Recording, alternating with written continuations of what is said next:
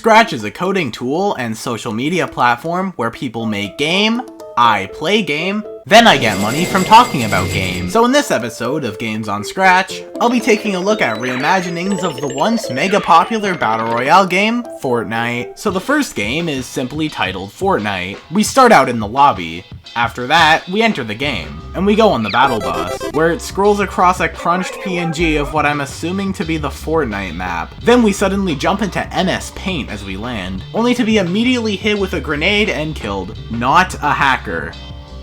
Okay. Reading the comments shows a lot of upset homies. And yeah, I don't really see why this happens to be the top result. Alright, well, that kinda sucked. Next we got PUBNITE. Now this is obviously a parody of both Fortnite and PUBG, and the game makes that especially clear. You start in the lobby, get into the game, and die. That's the same thing as last time! Now we have Fortnite / Scratchnite. Please be something different, please. Okay, so it seems like my wish has been granted. So as you can see here, the menu is made of a cluster of previously existing photos, as well as some screenshot at the bottom for some reason. You can actually click on different tabs to see different things, like skins, the item shop, and battle pass. When you choose to get into the game, you land on another low quality image of the Fortnite map, and the game finally begins. You need to run around and get guns by opening chests. By that I mean there's 2 guns in the game and 2 chests on the map. Then you have to survive. When you shoot a gun, the bullets follow the mouse, which is actually a pretty neat mechanic that I'd love to see in a full top-down shooter. Enemies spawn around you seemingly at random, and you have to shoot them to get rid of them. They don't shoot at you though, but instead they kinda just stand there. However, because they spawn around you, there's only a matter of time until one spawns directly in front of you, and you pretty much die instantly. And there are these long periods of time where there's just no enemies around, and it just becomes you playing around with the gun waiting for another enemy to spawn. That doesn't seem too bad at first, but then you realize that there's 100 enemies to go through. There's a mini-map, but that's completely useless, because it only shows what direction you're facing and literally nothing else.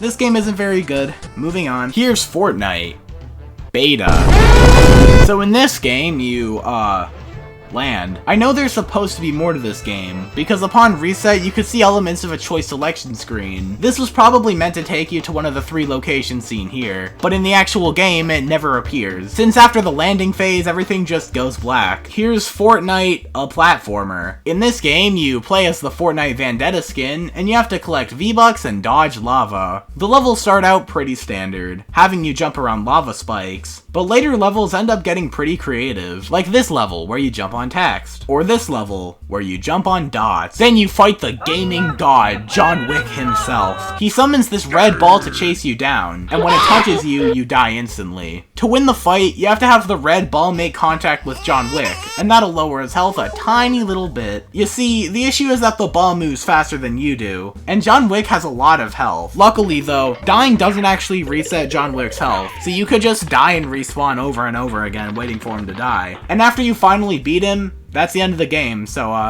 yeah, that's cool. Welcome to Fortnite Nerf Battle. This is a top-down auto-scrolling arcade shooter where you play as Shredder, a doctor, Baby, Link, Ewok, and RPG protagonist. So in this game, you play as one man having to defend himself from an entire army. Every once in a while, you get an item. These include V-Bucks that give you more points, gun upgrades that make you shoot more bullets, ammo upgrades that make you shoot faster, and shield replenishments, which obviously give you some health.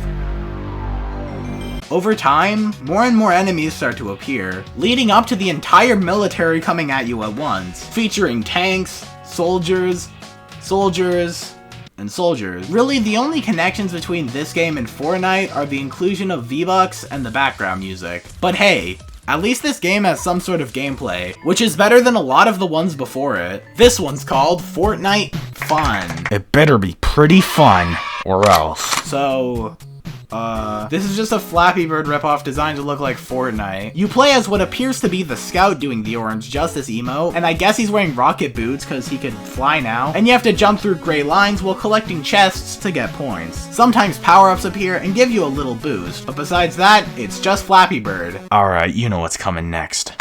Here's Fortnite Math, because if there's anything kids like, It's math! We play as a stickman, and we have to win the Fortnite game by answering math questions to kill the enemy stickman. It takes a while to answer though, since it requires you to quickly type out the answer and then hit the enter key.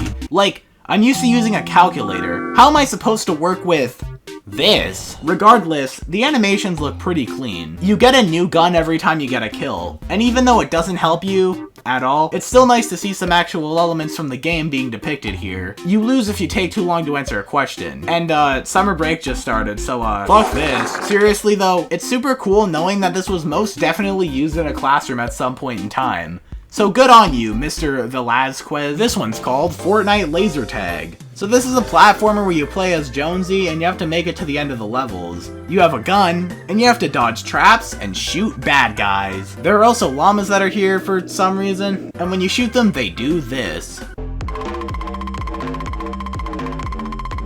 What am I even looking at? The enemies are really easy to deal with, dying after being hit a single time. This is made even easier with the knowledge that the enemies can't shoot you unless you're in their direct line of sight. The hardest part of this game is the traps in relation to the jumping. The traps have really awkward hitboxes, so maneuvering in a way to dodge them comes off as really janky and forced. However, there are only 15 levels in this game, so while some elements of it can be annoying, it's fun enough to keep you playing until you finish it. This one's called Fortnite, but it's spelled like night, guys, get it? It's fun. This game matches the style of the original pretty well. Even the lobby and menus look pretty decent. In this game, you go to a location and have to get a gun, then kill the guy who's at the location. Sometimes there are more than one, and sometimes there are boss fights. All the time, you are killer. The animations are kinda scuffed, but the game is decently fun. And even though the gun follows your mouse when shooting, Jonesy himself doesn't actually hold the gun when he's walking, which also comes off as a bit sudden, as there's no animation of him putting the gun behind him.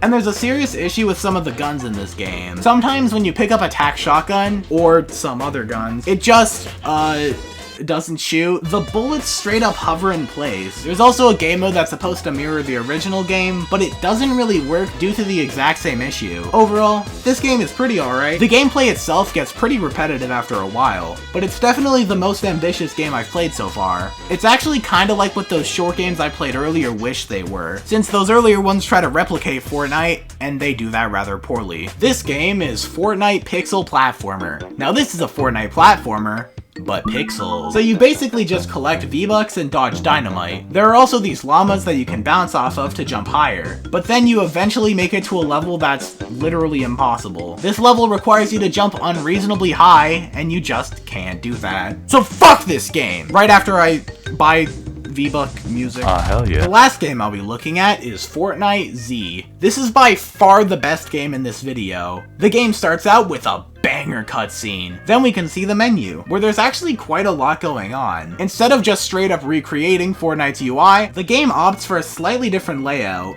There's some moving particles, a background that shifts through colors, and a character that faces the mouse as you navigate the menus. Once you get into the actual game, you could see why it's not so bad. So first off, the game has actual multiplayer! Yay! It might seem like the bare minimum, but the other games don't have it, and that's for good reason. Most notably, the fact that it's hard to implement servers, and it requires a pre-existing player base. The general concept is that the game is Fortnite, but in 2D. From a top-down perspective, you land, get guns, shoot people, steal their guns, and if you get lucky, you'll win. You can even build in this game. There's also several costumes that you could get using the in-game currency. And also there are 0 microtransactions, which means I will have to be giving this game a 200,000 out of 10. Wow, that's shocking. And as impressive as this game is, especially because it's using the tools that Scratch has to offer, I do have one major concern. Of course, being the fact that the concept and execution may not be entirely original. There's an online.io game called Survive.io, and that basically has the same concept as Fortnite Z, and judging by the fact that Surviv is its own IP, and Fortnite Z is tied to Fortnite, I have a feeling that Surviv came out first. Keep in mind, I don't know the release date for both games, so I don't know who plagiarized who, but in all likelihood, I feel like the Scratch game wouldn't have come first. Now with that being said, I still think it looks and plays much better as a game, so it gets my thumbs up. So that's Fortnite on Scratch. Honestly, these games aren't bad, except for the ones that are.